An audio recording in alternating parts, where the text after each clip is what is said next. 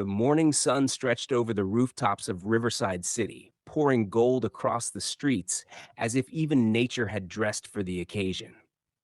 From afar, the sound of violins and soft drums drifted like an invitation in the air.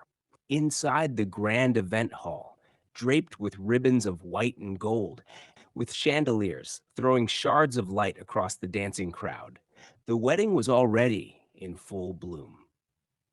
The bride, Evelyn Parker, radiant in her flowing gown, shimmered under the lights as if every eye in the room had waited just for her. Her smile was warm, but her eyes, if one looked closely, seemed to flicker with something else. A secret? A hesitation? Or simply nerves hidden beneath layers of makeup and joy? The groom, Michael Anderson, stood tall beside her, broad-shouldered in his tailored suit, his pride barely contained. He looked at her as though she were a rare jewel finally in his possession.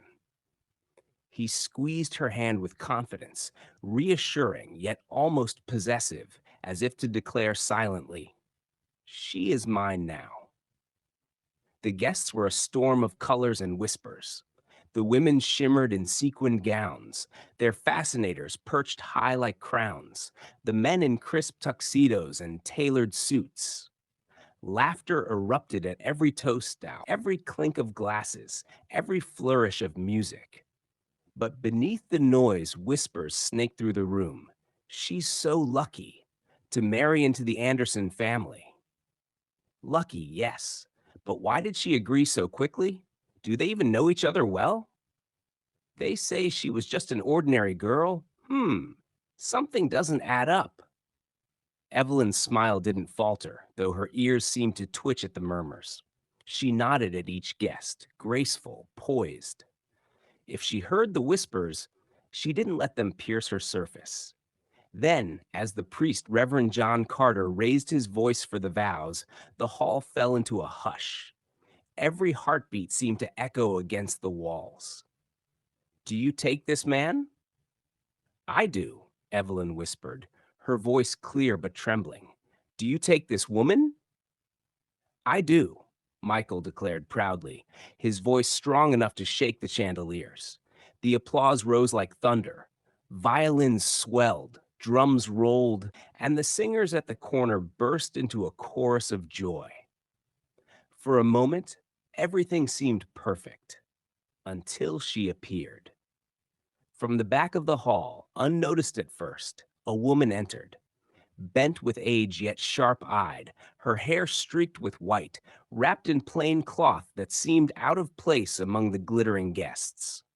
She moved slowly, her walking stick tapping against the marble floor, every strike echoing louder than the music itself. The guests turned, some frowning, some curious, others unsettled. The old woman, Margaret Holloway, smiled, toothless yet knowing, and raised her hand. "Blessings on this union," she croaked. "Blessings. But beware, what begins in joy must walk through shadow. May the bride carry her vows beyond this hall if she can." The crowd shifted uneasily. Reverend Carter cleared his throat. Michael laughed nervously. But Margaret simply tapped her stick once more, muttered something under her breath in a language only a few could recognize, and melted back into the crowd. When Evelyn turned her head, the woman was gone. The music resumed, louder this time, as if to erase the unsettling moment. Glasses clinked again, laughter returned, but the whispers had changed tone. Who was she? Was that a blessing or a curse? Strange things happen at weddings, don't they? Michael wrapped his arm protectively around Evelyn. "Ignore it?" he whispered into her ear. She nodded, smiling faintly, though her grip on his hand had turned cold and damp. Moments later, as the dancers twirled and the photographers flashed their lights, Evelyn excused herself softly. "Just a moment," she said. "Where are you going?" Michael asked, still smiling for the cameras. "Just the ladies' room," she answered. Her voice was calm, steady, but her eyes glistened strangely, as if a storm raged behind them. She stepped away gracefully, her veil trailing behind her like a fading shadow. The guests cheered, the music rose again, the drummers pounded with wild energy. But minutes passed. 5, 10. The cameras caught Michael laughing with his friends, unaware. The guests danced harder, stomping the floor, filling the air with joy. But somewhere, just beyond the laughter, a subtle unease began to creep. Where was Evelyn? The camera panned slowly toward the empty doorway. And when Mikkel turned at last, searching for her with a smile still on his lips, his smile fell. His bride was gone. The music faltered, the drums stuttered, and silence spread through the hall like a fog. Gasps, murmurs, a child crying softly in a corner. The bride had vanished. At first, Michael Anderson thought it was a joke. Brides slip away at weddings all the time. Touch-ups, bathroom breaks, stolen moments of quiet. But as the minutes stretched, his laughter thinned. He handed his glass to his best man, Henry Collins.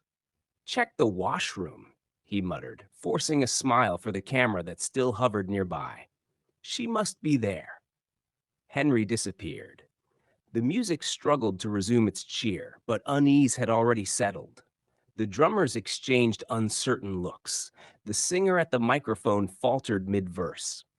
Guests glanced at one another, eyebrows raised, lips pressed into questions. "She's nervous," someone whispered. "She fainted, maybe," another suggested. "No, no, this is something else." When Henry returned, his face was pale. "She's not there," he whispered, low enough for only Michael to hear. "Not in the washroom. Not anywhere near the garden either." Michael's chest tightened. He forced a laugh. Too loud, too forced. "She must be hiding. A prank. She'll be back." But even as he said it, he shoved through the crowd, eyes darting. He searched the stage, the corners of the hall, the decorated archway where guests had taken photos earlier. He called Evelyn Parker's name once, then twice, louder each time. No answer. Gasps rippled when he shoved open the exit doors leading to the garden. The cool evening air rushed in, carrying the faint scent of roses and dust.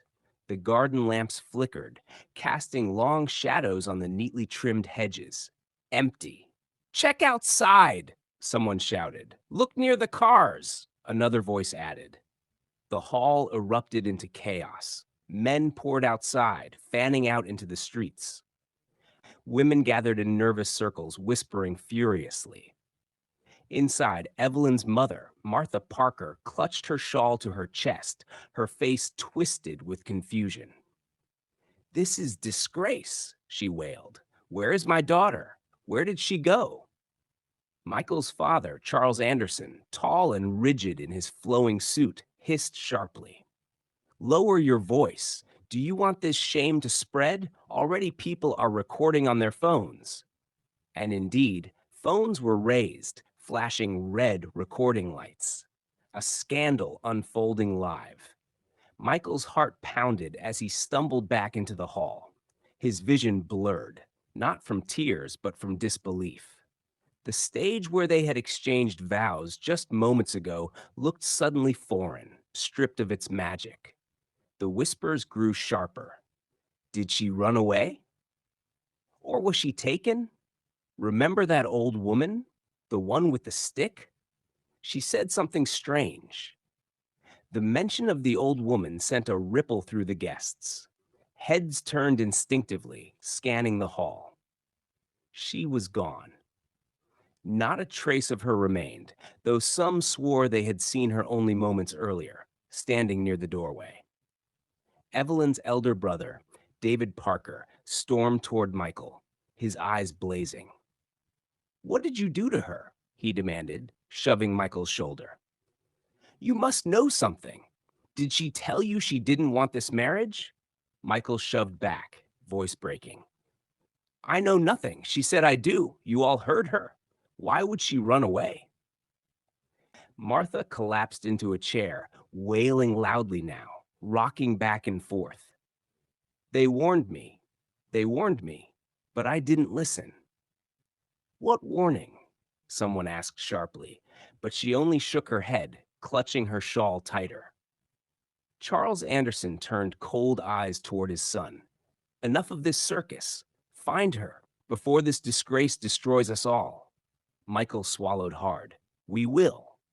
Police sirens wailed faintly in the distance. Someone had already called them. The hall, once alive with music, now felt like a cage of whispers, accusations, and fear. The guests clustered in corners, some furious, some gleeful at the drama, some frightened as though an omen had just entered their lives. And through it all, Michael stood at the center, fists clenched, his mind screaming one question that no one could answer. Where had Evelyn Parker gone? Please subscribe, comment your interest for the next part, like, share, and tap the notification button to get notified for more. Thanks for watching.